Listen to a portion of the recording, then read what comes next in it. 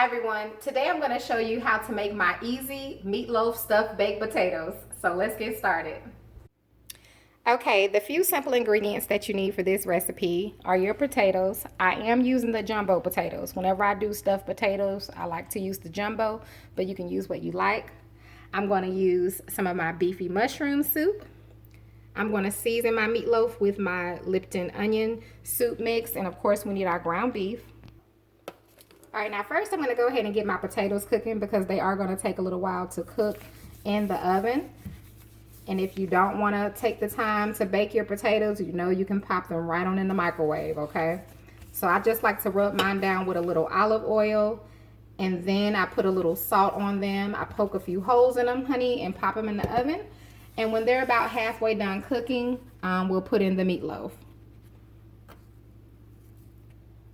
All right, once your potatoes are halfway done and or you have about an hour left of cooking time, let's go ahead and get our meatloaf going. And this is a really easy recipe. Now feel free to use whatever seasonings you like, but if you've used the Lipton onion soup mix, you already know it's packed with flavor and it's really, really tasty, okay? So all you need to do is just mix that around in your meatloaf. Feel free to add what you want. Breadcrumbs, eggs, whatever floats your boat, add that. I'm just going to add this soup mix, and I'm going to show you just how well it comes out with just this one ingredient.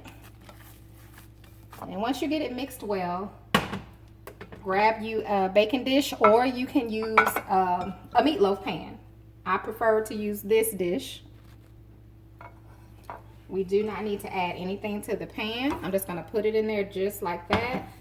And I'm going to flatten it out because the way I'm going to cut my meatloaf to go into my baked potatoes, I'm going to need it to cook a certain type of way, okay?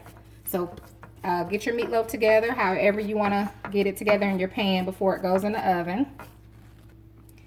And here is my meatloaf. As you can see, I wanted it just like this, and you'll see why. So now I'm going to bake mine on 350, you all. I usually bake mine between 45 minutes to an hour. It just depends. So I'll keep my eye on it, and when I come back, we'll go on to the next step, and I'm going to show you all how I make these meatloaf stuffed baked potatoes. So good.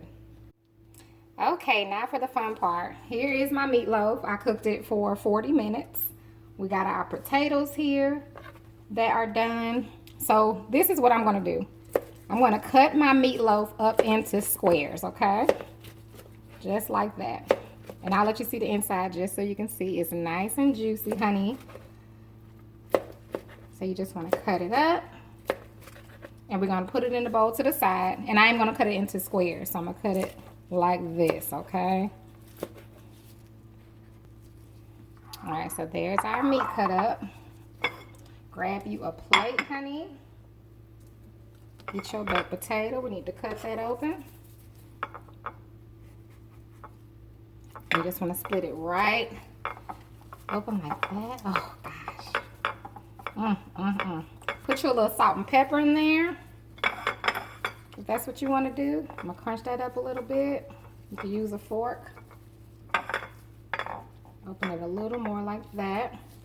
And then I'm going to go ahead and put my meat.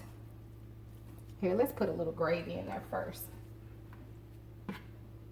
And with your beefy mushroom soup, all you need to do is just heat it up. Taste it. See if you like it, or make your own gravy that you would do for your meatloaf. But heat that up, honey. And that's literally all you have to do. And put that soup over your potato like that. And